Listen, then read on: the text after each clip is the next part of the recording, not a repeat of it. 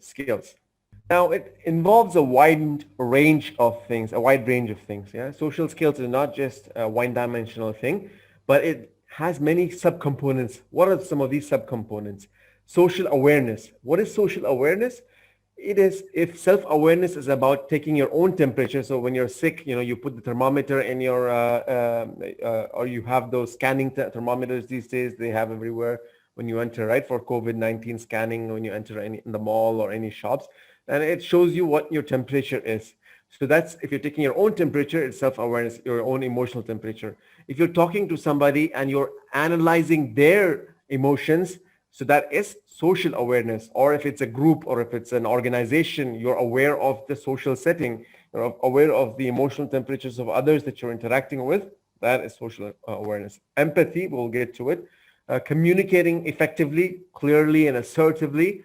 The ability to network, to form bonds and connections that can help you reach your goals.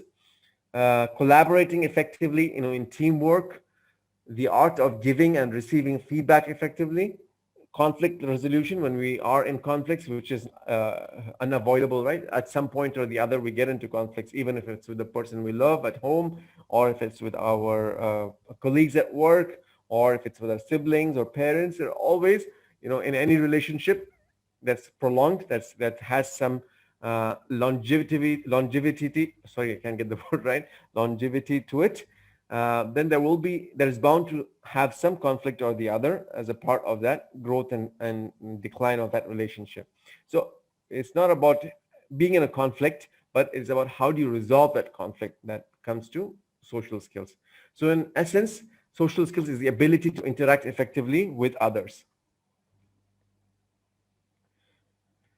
And it helps us, and it's one of the key skills. Remember the example that I gave you about Lewis Terman and analyzing the 600 or so high IQ students from young age to much older age, 20, 30 years later. What was the significance of that study? For those who recall, you can go ahead and type into the chat box. So it helps us navigate effectively through life. And social skills is where our self-awareness, our ability to self-regulate, our motivation all comes into play, all intermingles with each other in a complex manner. And it helps us navigate the crossroads of life effectively, interacting with different people from different backgrounds, races, nature, personalities, priorities, social statuses, and whatnot. So what various roles that we have to play as a family man, and colleagues, and bosses, authorities, friends, and community members, and so forth. So this is the skill that helps you, is a compass that helps you navigate through this complex web of social relationships.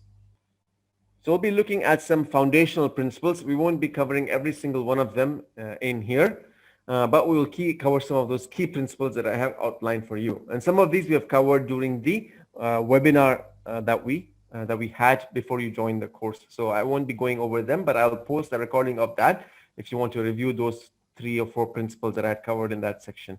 So some of the foundational principles of effective communication are: number 1, focusing on pleasing Allah subhanahu wa ta'ala. Becoming a good listener, being gentle, caring for others, being honest, trustworthy, being just, being generous, being moderate in praise, and of course being emotionally authentic by being courageous, paying attention to others, that's the part of your social awareness, and then avoiding repulsive behaviors that turn off other people, and being forgiving, being optimistic yourself, and being able to infuse optimism in other people. And these are all not just effective communication skills, not just effective foundations of social skills, but these are foundational principles of effective leadership skills as well.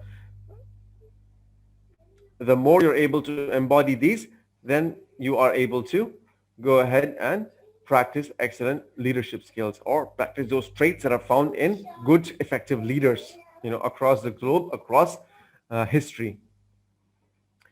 Then giving people their rights, and not just their basic rights, but more, right? And using body language effectively is significant as well. And, good communicators, good leaders are use their body language to their advantage to convey the message across effectively. And lastly, being surrounded with good company. And just to reiterate again, this is the iceberg picture. So what we have covered so far in the course, it's what's beneath the surface, and what's on top is what's visible to other people. So that's the social skills, how you interact with others. That's the visible part. But it's what's in the surface that determines how you interact with others. So if it's solid, if you're following these principles that we just talked about in the previous slide, then those will give you that solid foundation that will make you an effective communicator when you interact with other people. So credibility is something that takes a long time to build, but it can be shattered within seconds, within minutes, within a day. And just take the example of a building. How long do you think it takes to construct a building? Let's say a medium-sized building, 30-story building. How long do you think it would take from the planning stage, from preparing the ground, the foundation, then procuring the materials to building it? You can type in Walaikum Salam. Go ahead and give a few guesses in the chat box. Just an approximate, 2 to 3 years. Okay, fair enough. Fair. Everybody else agree? Around 2 to 3 years maybe to build a decent sized building. Okay, fine. That seems like the average time. Now, how long do you think it takes to demolish that building?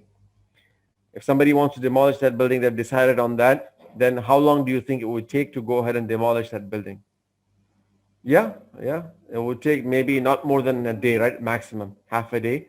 You just get the building demolishers. They'll come with the equipment, with the truck, and with the required TNTs. They know where to place it so that the building collapses internally and it doesn't, fall and scatter everywhere or whatnot. But it takes the bottom line. It takes within a half a day, within a few hours, you can demolish the building. Can be demolished, right?